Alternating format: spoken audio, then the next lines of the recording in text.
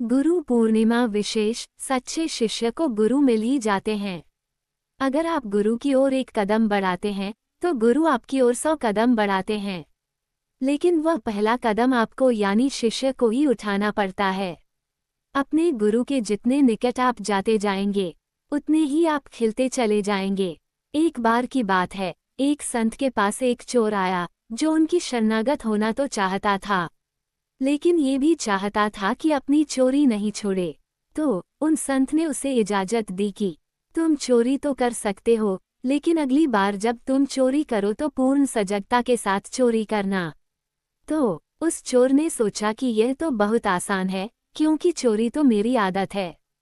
सजगता के साथ चोरी करना कौन सी बड़ी बात है। लेकिन हुआ यूं कि अगली बार जब वह अपनी अगली चोरी के लिए तैयार हुआ तो उसे संत की बात याद आ गई और वह अपने कृत्य के प्रति सजग हो गया और चोरी नहीं कर सका। उस चोर ने सोचा कि समय के साथ संत के आशीर्वाद में कमी आ जाएगी, लेकिन समय बीतने के बाद भी जब वह चोरी के लिए सोचता या किसी घर में चोरी के लिए घुसता, उसे संत की वाणी याद आ जाती और वह फिर चोरी नहीं कर पाता था। सजगता में बड़ी शक्ति है। यह आप में बहुत बड़ा परिवर्तन ला सकती है। सभी गलतियां असजगता में होती हैं, लेकिन सजगता में कोई नाराज भी नहीं हो सकता, न गलती कर सकता है और न ही कोई शिकायत। ऐसा तभी होता है जब आपका मन दुनियावी बातों और उलझनों से हटकर अपनी अंतरात्मा से जुड़ गया हो। जब हमें किसी चीज का ज्ञान होता है तब चीजों को संभालना आसान हो जाता है। जब हम जिंदगी के बारे में थोड़ा बहुत समझ लेते हैं या जान लेते हैं तो चीजों को संभालना आसान हो जाता है। जब एक शिष्य के जीवन में गुरु का आगमन होता है तब उसकी परम सत्य के बारे में भी सजगता बढ़ जाती है। गुरु आपको अच्छे से मतते हैं ताकि आपका सर्वांगीण विकास हो सके और आप दिव्यता के साथ एक हो सकें। गुरु तपती धूप में या भयंकर तूफान में घिरे होने पर उस कुटिया की तरह हैं, जिसके भीतर जाकर आपको सुकून अवश्य प्राप्त होगा। गुरु ज्ञान का खजाना लिए हुए कोई व्यक्ति नहीं, बल्कि स्वयं प्रकाश की तरह हैं। साधक के लिए गुरु जीवन शक्ति के समान है। जैसे एक बीज पहले एक कली और फिर फूल बनता है, ठीक वैसे ही गुरु भी हमें बड़ी सुंदरता के साथ अज्ञान से ज्ञान की ओर बढ़ाते हैं। गुरु का जीवन में होना हम में सुरक्षा के भाव को जगाता है।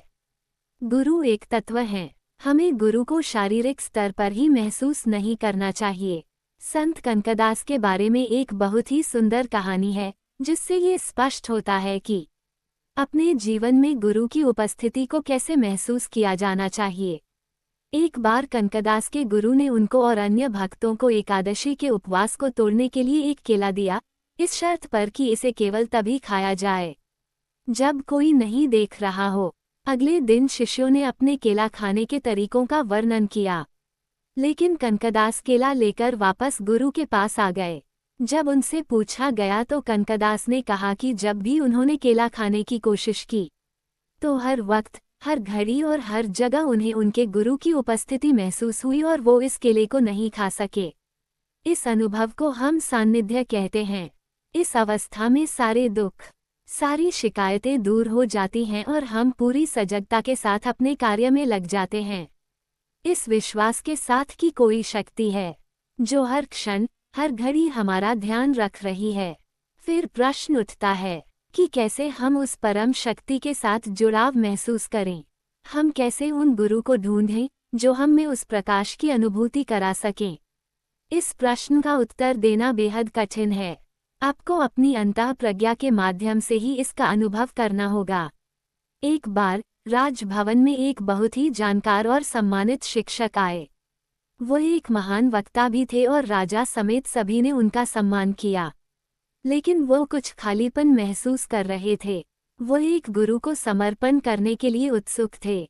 जब वह अपने गुरु को खोजने के लिए निकल रहे थे तो राजा ने उन्हें अपनी पालकी भेंट की। जब वह अपने गंतव्य पर पहुंचे तो पता चला कि पालकी उठाने वालों में से एक उनके गुरु थे, जिन्हें वह ढूंढ रहे थे। गुरु को पाने की उनकी तड़प इतनी थी कि वो स्वयं गुरु को उनके पास खींच कर ले आई। अगर गुरु को पाने की तड़प आपके मन में उठ गई है तो गुरु अवश्य आपके जीवन में आ जाएंगे। फिर आप में ज्ञान, प्रेम और नयापन बढ़ता जाएगा। इस गहराई का कोई तल नहीं है। यही गुरु पूर्णिमा का महत्व है।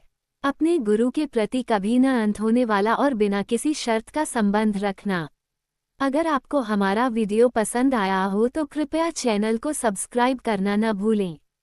वीडियो को लाइक करें, अपने दोस्तों के साथ शेयर करें और कमेंट करके हमें ज़रूर बताएं कि आपको कैसा लगा।